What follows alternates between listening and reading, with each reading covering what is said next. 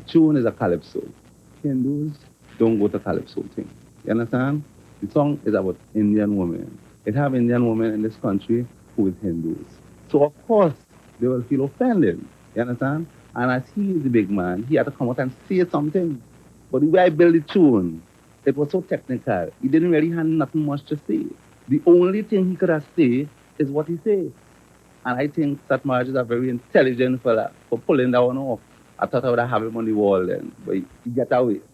Well, it seems to me that you have been able to pull off a pretty good marketing strategy because surely you must have known that a song like this would have caused controversy and would have sell CDs like rain.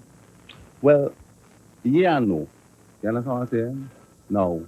If some of the press didn't write the tune, the lyrics of the tune, the way they did, it would not cause that amount of controversy. When they say, I never did an Indian. I never said did. I said I never date an Indian. I mean, everybody know the meaning of date. And the meaning of date, taking a girl out, take her to the movie and have a nice time. You understand me? I mean, everybody date. But you said it in such a way that it was bound to cause a controversy and you were bound to benefit from it. I said it in a way, not really to cause a controversy, but, you know, to interfere with the nerve that will make people laugh and think at the same time. But it has had the effect of selling a CD. It sold out on its first day. Yeah, well, that is music. You understand? Music is all about sales. You understand? And if I had probably write the tune, the way Chuck just wanted the tune to write, the tune might have been playing on the radio station, but I ain't have been eating no food. You understand what I'm saying? People might just say, what's wrong with this Iwer George boy? You understand what I'm saying? I mean, certain lines I use in the tune is very effective line, like when I go into Bangladesh and, you know, and you get a Trini Creole situation, you know, and, you know, the brother says she talking foolishness and, you know. So there wasn't in any of that a deliberate strategy to cause confusion and sell the song? It wasn't about causing confusion, you understand? It was all about placing the tune in the proper place, you understand? It's more than one idea to the tune. The tune was all about bringing Indian women out, you understand? And let them know, well, they're happening, they're looking good. The way the press writes it, they let it look like if, you know, bottom in the road is some degraded thing. So Satmaraj had to say what he said, you understand? But when a man say bottom in the road, it means you're looking good. And I just want to tell all my posse and all my fans, I love them. And to the Indian crew, who was never part of my portfolio in Carnival because of the fact that I was never really hired that much by Indian promoters to sing in Indian venues. I just want them to know I'm looking forward to sing for them this year and have a nice time and know they're happening big time. Now, despite what he says, that sounds like a man with a very deliberate marketing plan. But I wanna come to you first, Raffique, because he started by addressing you. Well, I am surprised because if Iwer George read what I wrote, and I wrote twice on the topic, I wrote last week Sunday and I wrote again this week. The first point I made is that the type of calypso that Iwer has sung ever since he came on the scene in 1988 with Boom Boom Time. I follow calypsos closely because I'm an avid calypso fan.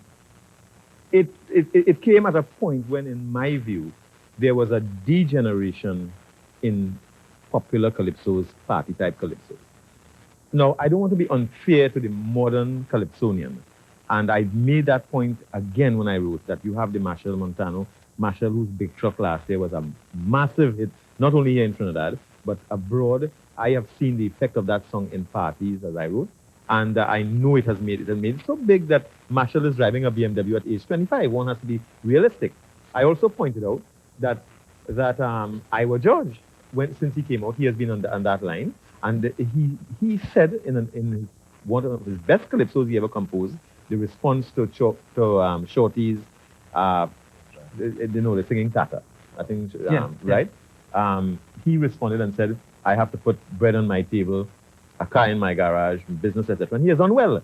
And I accept that. I accept also that people will have a good time with calypsos like those. I personally, however, have a problem in where those calypsos are taking the art form. And it is in that context that I said that Iwer George has been accustomed to writing, as I put it, Tata, right? And I hold that, and I maintain that. But he makes money off it, and I have no problem with that. I have no problem with people enjoying the Calypso. I feel, however, that if some stupid people did not respond to Bottom in the Road the way they have, because I see nothing wrong with the Calypso. I see nothing wrong with it compared to any other Calypso. In fact, if you look at it from the question of race, it has nothing wrong with it. From the question of religion, there's nothing wrong with it. From the question of self-esteem of women, even that. I mean, we could go way back to May and even before that, all kinds of Calypso that all use women as a target. So I don't see a problem with the Calypso there. Personally, I don't find it to be a great Calypso.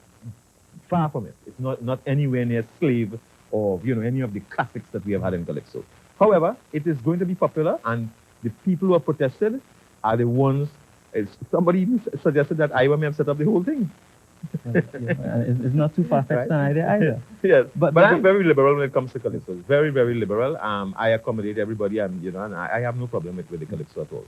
At the official level, though, Mr. Solomon, you spoke earlier about authoritarianism, and I wonder if we're dealing with the same kind of thing. At the official level, the response from the Director of Telecommunications has been to call up radio stations and issue some, well, I think it's a kind of tacit threat. He says he's not threatening anybody, though. Raffique, in the last Sunday Mirror, said that the Director of Communications was a jackass. I agree. Only a jackass would, well, I mean, he's a devious jackass as well. I mean, the jackass comment related to this business of Bangladesh, which is so idiotic that it's just not worth a comment. In fairness to Mr. Ragbi, though, I spoke with him on Friday, and he said that he made no reference to Bangladesh, and in fact, we were having a great laugh about whether, in fact, the song would have caused some kind of international incident. And he said that he didn't think that the song would have offended anybody in Bangladesh. So I just thought I needed to put that in. Yes, but did he deny telling the reporter in the first instance? Because, I mean, I am going by what I read in the newspaper. And Louis Lee Singh said yeah. that he was hinting at that particular section that right. deals with relations with foreign countries. Fair enough. I don't know if Louis was not... Right. Well, maybe he's not Right, a jackass. Let's pause for a minute and get Mr. Ragbi's take on this. We heard what Mr. Lee Singh had to say about the conversation, and we will hear a little later on what Tony Chowlanon of 96.1 said about his conversation with Mr. Ragbi. But let's get the director's take on it. Winston Ragbi, the director of Telecommunications. He was trying to get my position on the matter, in particular with this. So, I suppose in an effort to guide him, and of course I had to point out to him that he used to speak independent counsel on the matter, that I am not in a position to assist him in managing his vision. Well, the license really does not call on us to give a position on any song, whether it violates the license. So, the broadcast and the fee has to determine that. The license, however, gives the government the right to penalize the company for a violation of the license conditions. The extreme case withdraw the license, terminate the license. Over the past 5 years since we have issued these new licenses, I have been talking to the radio and television station on numerous occasions on complaints from the public. And so this is nothing new. This is an ongoing process. Can you give some examples? Well, even with Mr. Lee Singh's station, we have had some problems there in terms of the calling programs, and violations of the license have taken place there. And that station have taken steps to deal with it. Other stations, TV6, has taken steps to deal with violations. As I said, I've spoken to almost all the stations, including television stations, in terms of commercials that may be viewed as in violation of the license system. So this has been an ongoing process. This hasn't started with this incident. It has been ongoing for the past 5-6 years. As you know, way back when, when there was a calling program with Dr. Iwer George. We had called to ask the owners of the station to look in terms of whether or not the program was a violation of the license. So it goes back over the years. I think what Mr. Ragbir has done is to put squarely on the table the business of the license. He says, for example, that it is not the business of the Office of the Director of Telecommunications to make a determination about the song, but the stations, individual stations, must decide whether the song is in fact in contravention of the license agreement. Any response to that? Yes, that is what I meant just now when I said it is devious. The point is that if the Director of Telecommunications is not to tell the stations that in his official opinion they are in violation of their license, then who is to tell them? But the point is he doesn't come out and do that. He's like a policeman swinging his baton, looking at you out of the side of his eye to see if you step out of line. In other words, to pre-censor you. And and what he's doing it over is a song. A song. I mean, that is why I agree with Iwer George when he said, when you asked him, what about this offense to Indian women and so on, his answer was, that is politics. And he is right. The whole thing is a disgusting example of hypocrisy. I am sure that if you go and you ask any serious woman, Indian woman, Hindu woman, who is going about her daily business and concerned with her daily affairs, if she feels that she has been abused by this song, I should tell you, get lost. I mean, I haven't got time to think about that. It is Satmar Haj. It is all these leaders of women's groups and Hindu groups and Mahasabha and so on who are making an issue of it because the politics of the country is pushing them in that direction. And that is why we want a little bit of common sense. And I think that is what Iwer George was doing, because he not only was making a point about the freedom of the artists and so on, but he was saying, listen, man, I have my commercial axe to grind too, and why shouldn't I? You know, if people respond to that sort of thing, fine. And I think that that is what a liberal society must accommodate. And what we have to get rid of is all of this hypocrisy where people are cashing in, leaders, quote unquote, are cashing in on their perception of insecurity, which in fact they are whipping up by the kind of statements that they are making. And after all, I mean, what is a Calypso? I mean, the Calypsonians themselves, I think, are to blame because they have swallowed this business. And that is why I like Iwer's statement too, because he is not in that. They have swallowed this business about being the bards of the society, of having an artistic responsibility and all the rest. Nonsense, man. They're fellas who making a buck. They're fellas who have a talent. And that is why I have a disagreement also with Raffique, because he says that he's very liberal about Calypso. Well, no doubt he is. But I recall that he said when in an earlier controversy, I've forgotten which Calypso it was, but he will remind me, he said that Calypsos must be squeaky clean when they go outside the country. What nonsense. They could be as dirty as you want. Who is going to care? We had invited Dr. Hollis Liverpool, the mighty chalkdust, to be with us this morning. I gather he had a pretty good performance last night. He, however, called this morning to say that he was not well and could not join us. I'm sure he'd be insulted when you say that Calypsonians are simply looking after a buck, going after I didn't say they were simply looking after a buck at all. I said that Iwer George was right to bring that in because he's bringing the whole thing down to earth. No, but they're not only making a buck, they are exercising a talent, they're writing catchy songs, they are pleasing people. What more you want them to do? But do they not have a role in leading public discussion? No, is that a legitimate forum for that? It may be a legitimate forum if you make it that way, but the point is they have swallowed that idea, you know, and that means they are victims of it as much as we all are. Right, I mean, why should a Calypsonian set moral standards for anybody? Why should anybody set moral standards for anybody else? Let's talk about the licenses. I do not believe, let me just say this, I do not believe that Calypsonians set moral standards for people. I think that the Calypsonians are influenced in what they sing by what they see reflected in the society. And I think that,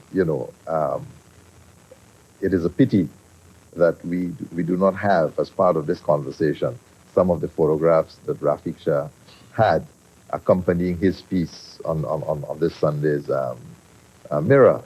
That to my mind would be very, very instructive. Yeah. But what I recall, Vaughn, is that the Archbishop of Trinidad and Tobago a few years ago had to apologize and make an appeal with respect to how people behaved on the television screen. And he was saying, he was lamenting the fact that senior citizens who were not participating in Carnival had to stay in their living rooms and endure this kind of thing on the television screen. So that, Iwer George is just reflecting what he sees on the streets, maybe on Carnival Day, or what he sees, on the beaches when you have these beach parties, etc., etc., etc. And I agree with Dennis. It's a lot of hypocrisy. Incidentally, when he mentions about Bangladesh, I do not think that this country knows that in Bangladesh, the women in Bangladesh, 99.9% of them are Muslims, And the Muslim community here, as Dennis said, they have no business with that, They don't even know what is going on. You go out there and you ask them. They have not heard this song. I have heard it a couple of times on the radio, but I don't see any offense. I think in spite of that, it's a storm in a teacup. Fair enough, but in spite of that, the official reaction has succeeded in getting every single radio station, I think that is save terrible. one, I want to say, from pulling it off the air. I want to be open about this. You see that gentleman? I just saw him again, on that clip that you had on television. The director. Yes, the director. My opinion is, and I might be wrong, and I'm entitled to express my opinion. He seems to be acting under intense political pressure. He doesn't know what he's about. He is totally confused. He doesn't know whether he wants to stop, to ban the song. He does not know what to invoke with respect to whatever the conditions of that license are. He doesn't know. He doesn't seem to know. He's at a loss. He doesn't know what to do. He's totally confused. And Iwer George seems to have a clear idea of what he's about.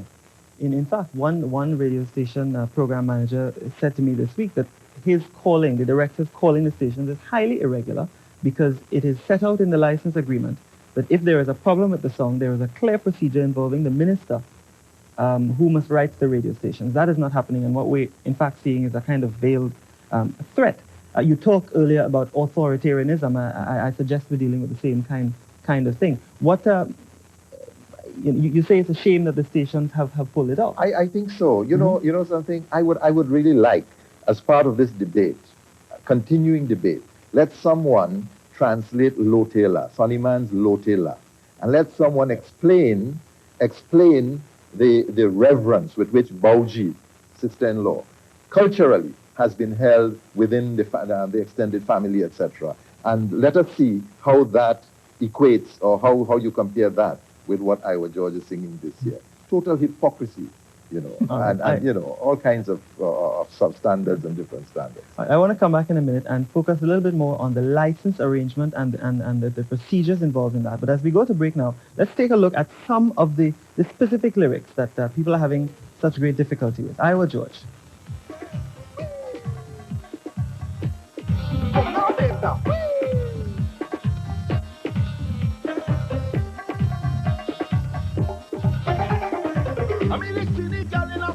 Bottom in the road. If you see the shape on this lady, bottom in the road.